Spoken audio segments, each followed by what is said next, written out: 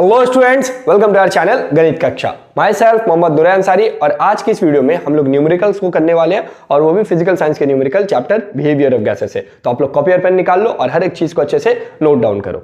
Okay, तो देखो इस चैप्टर में अब तक आप लोगों ने कौन कौन सा फॉर्मूला पढ़ा है, हम लोग सबसे पहले उसको लिख लेते हैं। तो हम लोग इस चैप्टर में सबसे पहले पढ़ के आ रहे हैं कि भाई हम लोग बॉयल्स लॉ स्टार्टिंग में पढ़े।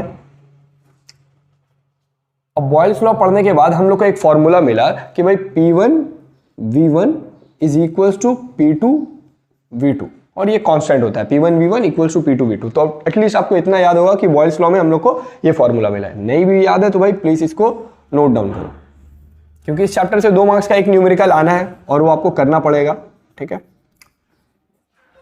दूसरा जो हम लोग के पास फॉर्मूला मिला या दूसरा लॉ जो मिला वो मिला चार्ल्स लॉ से। और चार्ल्स लॉ हम लोग को क्या बताता है, बताओ यार। V1 by T1 is equals to V2 by T2। तो ये हम लोग के पास सेकेंड फॉर्मूला मिला। जब हम लोग बॉयल्स लॉ चार्ल्स लॉ पढ़ लेते हैं तो बॉयल्स लॉ चार्ल्स लॉ पढ़ने के बाद हम लोग को क्या मिलता है, दोनों का कंबाइंड फॉर्म। तो जब दोनों का कंबाइंड फॉर्म आएगा तो हम लोग यहां पे लिख लेते हैं कंबाइंड फॉर्म किसका,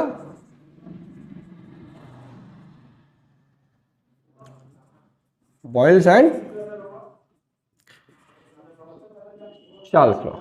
ठीक है, वो क्या है, तो वो तब P1 V1 bye T1 equals to P2 V2 bye T2। ठीक है, तो अब तक तो आप लोग कॉपी और पेन निकाल चुके हो ना। और लास्ट वाला क्या था बाबू, लास्ट वाला था हम लोगों के पास आइडियल गैस इक्वेशन।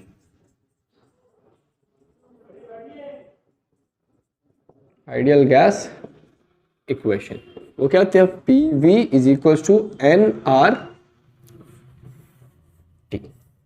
तो एटलीस्ट देखो जो चैप्टर थोड़ा बहुत भी, इस चैप्टर को जो भी बचा थोड़ा बहुत भी अगर पढ़ा है तो ये चारों फॉर्मूला आप लोग को कहीं ना कहीं तो देखे होंगे कि भाई बॉयल्स लॉ पे P1 V1 equals to P2 V2 है, चार्ल्स लॉ पे V1 by T1 is equals to V2 by T2 है, और इन दोनों का कंबाइंड फॉर्म क्या है, P1 V1 by T1 equals to P2 V2 by T2। और ये फॉर्मूला है PV is equals to NR2।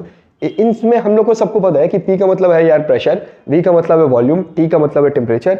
इसमें कुछ 2 एक्स्ट्रा टर्म है जिसमें N है और R है। तो N और R क्या है, तो N को हम लोग बोलते हैं नंबर ऑफ मोल्स, और R हम लोग का यूनिवर्सल गैस कांस्टेंट है। N को हम लोग यहाँ पे लिख सकते हैं कि N हम लोग का क्या है, N है नंबर ऑफ मोल्स, और जो R है वो है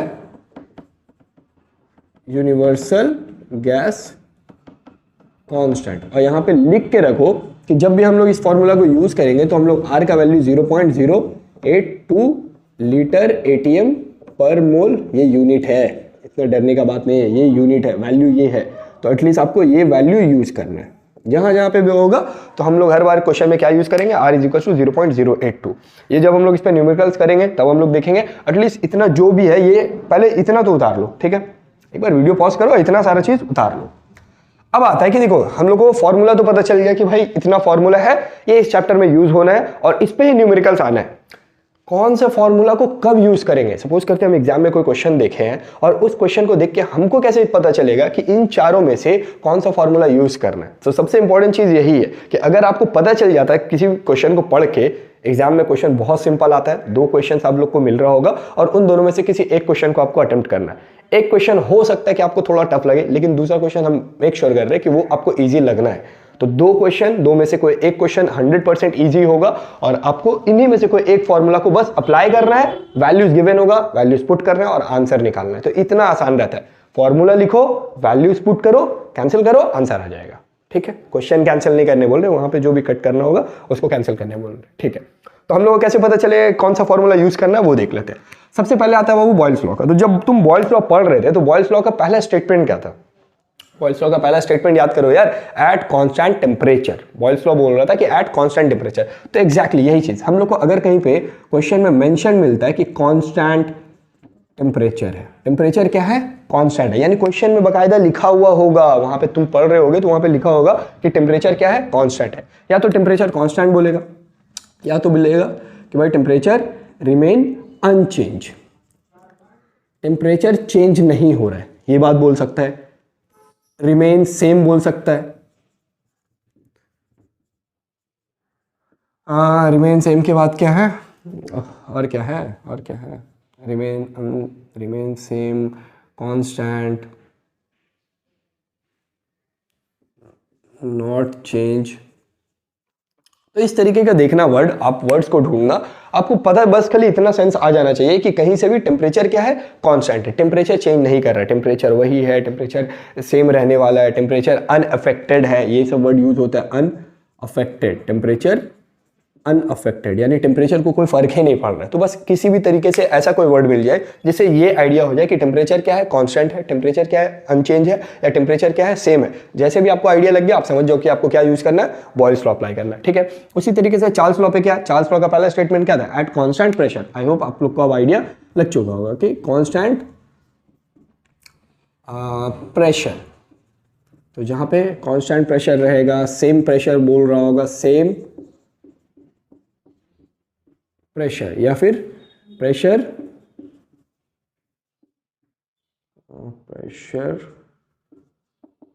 विल अनचेंज, इस तरीके का बात बोल रहा होगा, एंड सो ऑन यार, एंड सो ऑन। जरूरी नहीं है यही सब बोले, बोर्ड्स वाला मेरा वीडियो देख के थोड़ी ना जा रहा है। हाँ, तो इस तरीके से कोई भी वर्ड यूज कर रहा हो जिससे आपको पता चल जाए कि प्रेशर सेम रहने वाला है, you have to get idea कि आपको वहां पे क्या यूज करना है, चार्ल्स लॉ यूज करना है। इसके बारे में बात करते हैं, पहले ये देख लेते हैं कि आइडियल गैस इक्वेशन का यूज करना है। बॉयल्स लॉ समझ में आ गया, चार्ल्स लॉ समझ में आ गया, अब आइडियल गैस इक्वेशन में तो ऐसा कुछ बोला ही नहीं था कि भाई आपको मतलब क्या करना है, ठीक है। तो देखो आइडियल गैस इक्वेशन को हम बता दे रहे हैं यहाँ पे, ध्यान से देखना भाई। या तो क्वेश्चन में मास कैलकुलेट, मास फाइंड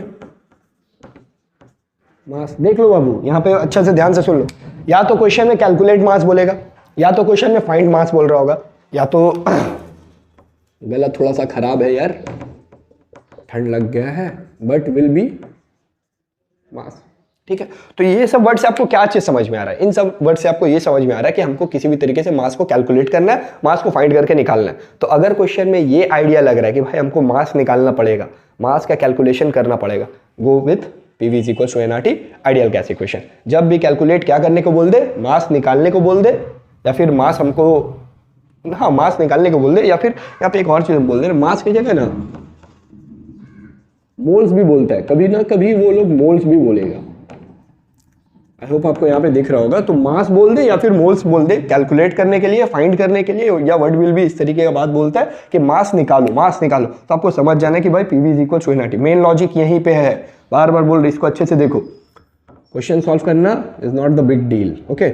एक और चीज हो सकता है कि मास आपको निकालने को ना कहा जाए, आपको बोल दिया जाए कि मास इज 2.5 ग्राम। अब जरूरी नहीं है 2.5 ग्राम ही देगा, समझ रहे हो, 0.8 ग्राम, 1.8 ग्राम, कुछ भी हो, बस मास गिवन हो, ग्राम्स में गिवन हो, ग्राम्स में गिवन हो, या फिर मोल गिवन हो कि भाई 0.5 मोल है। तो अगर आपको मास निकालने को बोल दिया जाए या मोल निकालने को बोल दिया जाए, या फिर मास गिवन हो या मोल गिवन हो, इस तरीके का किसी भी तरीके के सिनेरियो में आप फंसते हो, तो आपको समझ जाना है वहां पे क्या यूज करना है, PV is equal to nRT। तो आई होप आपको पूरा एक आइडिया लग गया होगा कि बॉयल्स लॉ कब यूज करना है, जब हम लोग को टेम्परेचर को कांस्टेंट बोल रहा होगा। चार्ल्स लॉ कब यूज करना है, जब हम लोगों को प्रेशर कांस्टेंट बोल रहा होगा। और PV is equal to nRT कब यूज करना है, जब या तो मास कैलकुलेट करने को बोल रहा होगा, या तो मास मेरे को क्या करना है, गिवन होगा। क्वेश्चन में या तो मास गिवन होगा या तो कैलकुलेट करना होगा। तो ये लॉजिक है।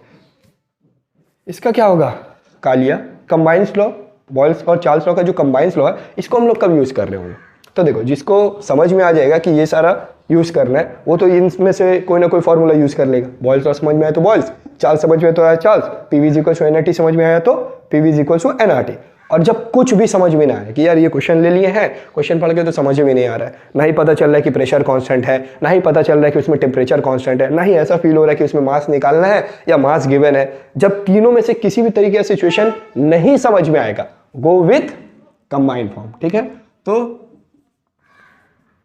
नथिंग इज नोन, यानी जब किसी को कुछ नहीं समझ में आएगा तो वो क्या करेगा, combined form of Boyle's and Charles law के साथ चला जाएगा, ठीक है। तो इस चीज को अच्छे से समझो, इस चीज को अगर समझ जाते हो, न्यूमेरिकल्स करना कोई बहुत बड़ा चीज नहीं है। आप वैल्यूज लोगे, वैल्यूज पुट करोगे, कैलकुलेट करोगे, बस इतना ही है। लेकिन समझ जाओगे कि मेरे को कब कौन सा फॉर्मूला यूज करना है, that is the main thing, ठीक है। तो जल्दी से इसको कॉपी करो, इसके बाद हम लोग न्यूमेरिकल्स देखते हैं। ओके तो आई होप अब तक आप लोग उतार लिए होंगे और चीज़ों को समझ गए होंगे। तो ये दो न्यूमेरिकल्स लिए हैं, इन दो न्यूमेरिकल से हम लोग स्टार्ट करते हैं कि क्या अब तक हम लोग समझे। तो इस क्वेश्चन को देखो, थोड़ा सा वीडियो का क्वालिटी लो है, हम समझ रहे हैं क्योंकि बहुत दिन के बाद रिकॉर्ड कर रहे हैं और मार्कर भी बहुत अच्छा अवेलेबल नहीं था। नेक्स्ट वीडियो तक हम ट्राई करेंगे कि इस चीज़ को ठीक किया जाए। ओके तो हम लोग को इस क्वेश्चन में क्या बोल रहा है, if the volume of given mass of a gas at STP. देखो एक एक चीज़ को अच्छे से ध्यान से पढ़ना और अप्लाई क्या करना है वो तो देखना ही है। तो एसटीपी हम लोग को कंडीशन गिवन है, ये एक कंडीशन गिवन है कि भाई एसटीपी पे बात हो रहा है, ठीक है। और वॉल्यूम कितना है 5 metre cube. What will be its volume at pressure this. तो ये प्रेशर मेरे को गिवन है, ठीक है। इतना चीज़ गिवन है, लेकिन पता कहाँ चला है कि कौन सा फॉर्मूला। तो लास्ट लाइन में देखो यहाँ पे एक मेंशन कर दिया है कि भाई टेम्परेचर रिमेन कांस्टेंट। और अभी हम थोड़ी देर पहले बता के गए टेम्परेचर कांस्टेंट होगा तो कौन सा लॉ। थोड़ा सा देखो यार, पेज पलटो, कॉपी में नोट्स देखो और बताओ कि क्या चीज़ होगा। तो वहाँ पर क्या चीज़ मेंशन है कि टेम्परेचर रिमेन कांस्टेंट होने से हम लोग को बॉयल्स लॉ यूज़ करना पड़ेगा। तो यहाँ पे हम लोग क्या यूज़ कर रहे होंगे, बॉयल्स लॉ। तो अपना कहीं पे साइड में लिखना है तो ऐसे लिख के रख लो भाई कि मैं इस क्वेश्चन में बॉयल्स लॉ को यूज़ करने वाला हूँ, ठीक है। समझ में आ गया कि बॉयल्स लॉ यूज़ करना है, तो बस इतना ही है। अब गिवन उतार लो ना। गिवन में क्या बोला है कि सबसे पहले वॉल्यूम गिवन है, तो आप यहाँ पे लिख लो गिवन, और क्या गिवन है, इनिशियल वॉल्यूम। तो थोड़ा सा सजा के इस तरीके से लिख लेना। पहला क्वेश्चन है तो हम बता दे रहे हैं, इनिशियल वॉल्यूम V1 वो कितना है 5 मीटर क्यूब। ओके अच्छा, ये एसटीपी से क्या पता चलता है। देखो बाबू, जब भी तुमको कंडीशन एसटीपी गिवन हो तो यहां से स्टैंडर्ड टेम्परेचर प्रेशर, एसटीपी का क्या मतलब होता है, स्टैंडर्ड टेम्परेचर एंड प्रेशर। अब आता है कि स्टैंडर्ड टेम्परेचर होता कितना है। स्टैंडर्ड टेम्परेचर कंसीडर किया गया है 0 डिग्री सेल्सियस को। तो अगर कहीं पे भी क्वेश्चन में एसटीपी और एक और आता है एनटीपी, नॉर्मल टेम्परेचर प्रेशर, तो क्वेश्चन में अगर कहीं पे एसटीपी या एनटीपी देता है तो इसका एक तरीका है कि वो भाई वो एसटीपी और एनटीपी से क्या बताना चाह रहा है कि टेम्परेचर वहां पे 0 डिग्री सेल्सियस है और प्रेशर कितना है, प्रेशर 1 एटीएम है, या फिर 76 सेंटीमीटर एचजी है, या फिर 760 mm एचजी है। ये तीनों कुछ में से कुछ भी हो सकता है। 1 एटीएम भी हो सकता है, 76 सेंटीमीटर एचजी भी हो सकता है, 760 mm एचजी भी हो सकता है, और भी होता है। लेकिन एटलीस्ट हम तो देखें कि भाई न्यूमेरिकल इन्हीं 3 पे दिया जाता है, तो भाई एटलीस्ट ये याद रखो। क्वेश्चन में जो भी प्रेशर होगा हम लोग उसके अकॉर्डिंग इनमें से जो भी यूज होगा वो यूज कर रहे होंगे, ठीक है। तो फिलहाल वापस से क्वेश्चन पे आते हैं। तो हम लोगों को ये अलग से उतार लेना, ठीक है, साइड में कहीं पे नोट्स बना के या कहीं पे उतार लेना इसको। ओके तो अभी हम लोगों को क्वेश्चन में मेंशन था इनिशियल वॉल्यूम, और क्योंकि एसटीपी बोला है तो मेरे को यहाँ पे पता है कि टेम्परेचर रिमेन कांस्टेंट। तो टेम्परेचर तो हम यूज नहीं करने वाले, यूज क्या करेंगे, प्रेशर। तो हम यहाँ पे बोल सकते हैं कि भाई इनिशियल प्रेशर कितना होगा, इनिशियल प्रेशर देख के बताओ कितना लेना है। अब 1 एटीएम ले, 76 ले या 760 ले। आगे जब हम लोग क्वेश्चन पढ़ रहे हैं तो यहाँ पे देखो जब प्रेशर गिवन है, पढ़ रहे हैं ना, what will be the volume at pressure of this. तो इस प्रेशर पे हमको निकालना है। तो प्रेशर किस में, सेंटीमीटर एचजी में। तो हम यहाँ पे कौन सा यूनिट यूज करेंगे, सेंटीमीटर एचजी में। तो यहाँ पे हम लोग लिख लेते हैं यार कि इनिशियल प्रेशर कितना है 76 सेंटीमीटर एचजी। ओके ये क्या गिवन है, फाइनल, ठीक है। तो हम लोग बोल सकते हैं कि भाई फाइनल प्रेशर P2 कितना है 114 सेंटीमीटर ऑफ एचजी। तो इनिशियल प्रेशर पता चल गया, फाइनल प्रेशर पता चल गया, इनिशियल वॉल्यूम पता है। कैलकुलेट क्या करना है, what will be its volume, यानी फाइनल वॉल्यूम अपने को कैलकुलेट करना है। फाइनल वॉल्यूम V2 क्या करना है, कैलकुलेट करना है। तो कैसे करोगे, बोलोगे क्या, from Boyle's law. Boyle's law से क्या पता चला, P1 V1 इक्वल होता है P2 V2 का। यहाँ पे वैल्यूज पुट कर दो बस। P1 का कितना वैल्यू आया है 76, V1 का वैल्यू कितना आया है 5, P2 का वैल्यू कितना गिवन है बाबू 114, एंड V2 का कितना वैल्यू है अननोन। तो यहाँ से अगर हमको V2 निकालना होगा, तो मैथ्स में तो इतना बार बताएं कि V2 है तो इसको कहाँ भेजेंगे, नीचे। तो ये कितना हो जाएगा 76 × 5/114 is equals to V2। Calculate करो तो इसको थोड़ा सा कट करते हैं, 238 जा 257 से क्या कट रहा है 19 से कट रहा है, देखो 19 2 जा 38 और 19 3 जा, तो ये आया कितना ऊपर, और तो कुछ कैंसिल नहीं हो रहा है ना।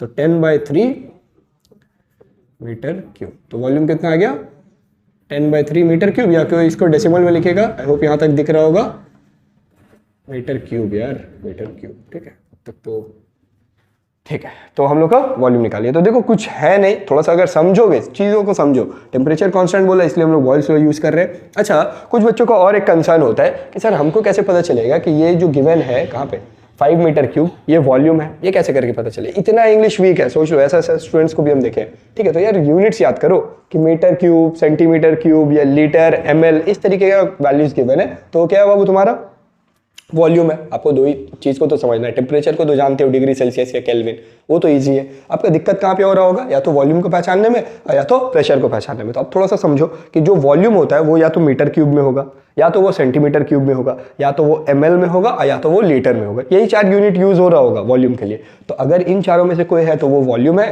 टेम्परेचर अगर नहीं है तो जो बच गया वो क्या है, प्रेशर है। तो यहाँ पे ना mm क्यूब यूज किया है, ना यहाँ पे डिग्री सेल्सियस यूज किया, तो ये क्या होगा, प्रेशर होगा। तो इस तरीके से अपने को समझाओ थोड़ा सा, ठीक है। तो आई होप ये क्वेश्चन समझ में आया होगा।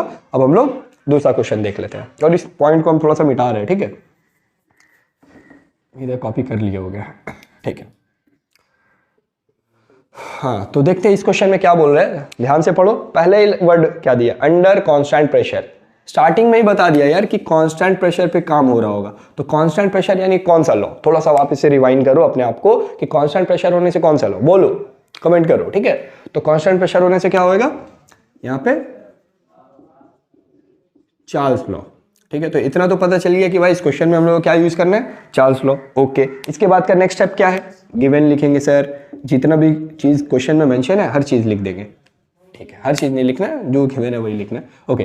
तो fix mass of a gas is heated from 0 degree Celsius to 546 degree Celsius. तो मेरे को क्या बोल रहा है कि एक कांस्टेंट प्रेशर ले लिया, यानी चार्ल्स लॉ यूज कर लो, और टेम्परेचर 0 डिग्री से कहां चला गया, 546 डिग्री पे। तो जो जो दिया है वो लिख लो यार। तो मेरे को दिया है इनिशियल टेम्परेचर, है ना। तो इनिशियल टेम्परेचर कितना है, 0 डिग्री सेल्सियस, और दूसरा है फाइनल टेम्परेचर, वो कितना है, 546 डिग्री सेल्सियस। अब एक पॉइंट नोट में लिखो, एक पॉइंट नोट में लिखो। नोट में क्या लिखोगे कि कभी भी न्यूमेरिकल्स बनाएंगे, कभी भी न्यूमेरिकल्स बनाएंगे तो जो टेम्परेचर होगा हमेशा किस में कन्वर्ट करना है, केल्विन स्केल में। टेम्परेचर को हमेशा किस में रखना बाबू, केल्विन स्केल में। इसको नोट में अच्छे से लिख लो। जैसे यहाँ पे क्वेश्चन में क्या है, degree Celsius, degree Celsius, degree Celsius use नहीं करना है, क्या यूज करना है, केल्विन में। तो हम लोग डिग्री सेल्सियस से केल्विन में लेके जाने के लिए क्या करते थे, बता दे भाई। डिग्री सेल्सियस को केल्विन में लेके जाने के लिए +273 थोड़ा छोटा छोटा सा चीज है। अब बोलते हैं कि सर हमको समझ में नहीं आता है, मेरा तो फिजिक्स इतना वीक है ये। अरे भाई कोई वीक नहीं है, थोड़ा सा पड़ेगा काम हो जाएगा। तो 0 डिग्री सेल्सियस +273 कितना हो गया, ये हो गया 273। अब क्या तेरे को एडिशन नहीं आता है, आता है भाई, याद नहीं रख रहे अलग सी बात है। 546 को 273 तो कितना हो जाएगा, 6 3 9 7 4 11 1 कैरी 5 2 7 और 800। देख लेना सही हम एडिशन किए कि नहीं थोड़ा, ठीक है। तो इनिशियल टेम्परेचर पता चल गया, फाइनल टेम्परेचर पता चल गया, ये एकदम नोट में लिख लो कहीं पे। टेम्परेचर अगर डिग्री सेल्सियस में गिवन होगा किस में कन्वर्ट करेंगे, केल्विन में, ओके। समझ में आ रहा है, ठीक है। और आगे क्या बोल रहे हैं, what will be the ratio of, अरे भाई ये क्या कर दिया इसने, बोल रहे रेशियो निकालो, रेशियो, रेशियो मैथ, समझ रहे हो, कोई दिक्कत का बात नहीं, कोई दिक्कत नहीं है। रेशियो निकालना तो कोई ऐसा बड़ा चीज थोड़ी निकालना है मेरे को, फ्रैक्शन निकाल लेंगे, ठीक है। देखते हैं अभी, देखते हैं, ओके। फाइनल वॉल्यूम और इनिशियल वॉल्यूम का मेरे को रेशियो निकालना है, गिवन तो नहीं है। इनिशियल वॉल्यूम और फाइनल वॉल्यूम गिवन तो नहीं है, मेरे को चाहिए। तो हम क्या लिखेंगे, इनिशियल, बोल रहे क्यों चाहिए, अरे भाई क्वेश्चन चार्ल्स लॉ पे है। चार्ल्स लॉ मतलब क्या, V1/T1 is equal to V2/T2। T1 T2 मिल गया तो V1 V2 चाहिए होगा, इसलिए लिख रहे हैं इनिशियल वॉल्यूम। तो इनिशियल वॉल्यूम नहीं पता यानी क्वेश्चन मार्क, फाइनल वॉल्यूम भी नहीं पता यानी V2 is equal to question mark, तो दोनों ही नहीं पता। तो अब निकालेंगे कैसे रेशियो, देखते हैं, ठीक है। तो क्वेश्चन में वापस हम लोग यहाँ पे क्या लिखेंगे, फ्रॉम चार्ल्स लॉ। इतना लिख दोगे, आधा मार्क्स तो यहीं पे मिल गया तुम लोग को। गिवन लिख के इतना लिख दिए तो पता चल गया टीचर को कि हाँ बच्चा कुछ तो पढ़ के आया है या किसी का देख के आया है। V1/T1 is equal to V2/T2, जो जो वैल्यूज पता है वो पुट कर दो, ठीक है। V1 भाई कितना 273, V2 बाय 819, ठीक है, यहाँ तक तो हो गया। अब क्या करेंगे, अब क्या करेंगे ना, 273 को उधर भेज रहे हैं, ठीक है, हम एक एक स्टेप में भेज रहे हैं, हम स्टेप स्किप नहीं कर रहे हैं। V1 V2 बाई 819 और ये नीचे से ऊपर जाएगा तो क्या होगा, मल्टीप्लाई हो जाएगा 273, ठीक है। ये V2 को क्या करो, इस साइड लेके आओ। देखो हम एक साथ हम कर सकते थे, बट हम थोड़ा सा समझाने के लिए, क्योंकि हम जान रहे बहुत सारा मेरा नादान परिंदा यहाँ पे आया हुआ है, तो नादान परिंदों के लिए, ठीक है। तो V2 को हम लोग कहाँ लिखे, यहाँ, तो बचा क्या ऊपर में 273 बाई 819। आई होप आप लोग को दिख रहा होगा यहाँ तक, ठीक है। अब क्या करेंगे, अब करेंगे भाई काटा कुट्टी, काटो, किसको किससे काटोगे, ठीक है, काटने में तो वैसे भी एक्सपर्ट हो, दिल पे बोल दिए, ठीक है। तो 273 डिवाइडेड बाई 819, तो क्या होगा यहाँ पे ना 273 1 जा 273 3 जा, भाई ऐसे ही कटेगा। थोड़ा सा मुश्किल था इसका काटना, लेकिन हम लोग काट दिए क्योंकि और किसी टेबल से नहीं कट रहा है, ठीक है। तो 273 1 जा 273 819 जा, और देख लेना अगर किसी और टेबल से कटे तो, ऐसे तो हमको इसी से कटता हुआ दिख रहा है 1, हाँ ठीक है, तो 1/3। तो थोड़ा सा इसको देखना, ऐसा ऐसा आता है, तो अगर आप न्यूमेरिकल्स प्रैक्टिस करोगे ज़्यादा से ज़्यादा तो आपको एक आइडिया होता चले जाएगा। तो आपको क्या मिला, V1 बाई V2 का वैल्यू मिल गया 1/3, ठीक है। तो यहाँ पे हम लिख दे रहे हैं कि भाई V1 बाई V2 का वैल्यू जो है वो है 1/3, यही रेशियो है, यही रेशियो है। जब भी आपको रेशियो बोलता है तो वो इनडायरेक्टली क्या बोल रहा होता है, भाई इस तरीके का फ्रैक्शन निकाल के दे दो। तो V1 बाई V2 का रेशियो आ गया 1:3, क्या मेरा यही आंसर होगा, 1:3 आंसर होगा, देखते हैं। तो हमको निकालना है what will be the ratio of final and initial. मेरे को फाइनल पहले रखना है। देखो यहाँ पे चीज को समझना, बहुत सारे बच्चा क्या करते हैं ना कि यही 1:3 को आंसर लिख के चला आता है और ये गलत हो जाता है उनका, ये गलत हो जाता है। क्यों गलत हो जाता है, थोड़ा सा समझो क्वेश्चन में क्या बोल रहा है। क्वेश्चन में बोल रहा है फाइनल एंड इनिशियल, और आप क्या निकाल के आए हो, इनिशियल एंड फाइनल। तो ये तो सही नहीं है ना, बस इसको क्या करो, रेसिप्रोकल कर दो, यानी V1 बाई V2 है, इसको उल्टा कर देंगे। तो यहाँ पे हम लोग का क्या बन जाएगा, V2 by V1 is equal to 3/1, 3/1 यानी रेशियो हो गया 3:1। तो आई होप आपको ये क्वेश्चन समझ में आया होगा। तो ये दो ही क्वेश्चन पे आज हम इस वीडियो को एंड कर रहे हैं यार, सिर्फ इसलिए क्योंकि मार्कर बहुत अच्छा नहीं है, तो वीडियो बनाएंगे, अगर समझ में नहीं आएगा तो थोड़ा सा दिक्कत होगा, ठीक है। तो नेक्स्ट वीडियो में भर के हम लोग क्वेश्चंस को करेंगे। तब तक आप क्या करो, इन क्वेश्चंस को प्रैक्टिस करो और घर में एक बार रिवीजन करो। डेफिनेटली न्यूमेरिकल्स बना पाओगे एग्जाम में, इसका गारंटी दे रहे हैं, आप लोग न्यूमेरिकल्स बना पाओगे। जैसे बता रहे बस वैसे प्रैक्टिस करते रहो, क्वेश्चन जरूर बनेगा। तो आप लोग पढ़ाई लिखाई करते रहो। All the very best.